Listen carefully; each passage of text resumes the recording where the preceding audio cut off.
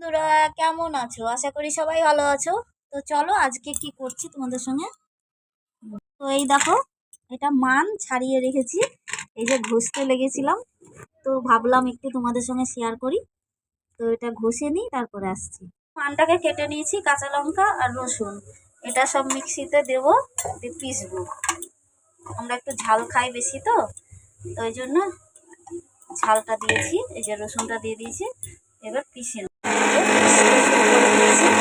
করা হয়ে গেছে। এদিকে তেল বসিয়ে দিয়েছি, তেলটাও গরম হয়ে গেছে। এই কালো জিরেটা দিয়ে নেব। দেখো, দিয়ে এই যে বেটে নিয়েছি, এটা আবার তেলের উপরে দিয়ে দেবো।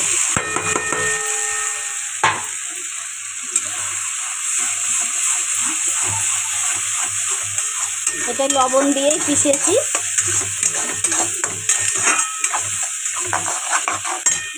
একটু হলুদ দেবো। তো এটা হয়ে গেছে।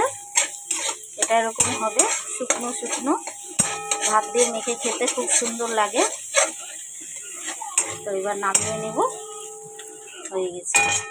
আজকের মতন এইটুকুনি, টাটা।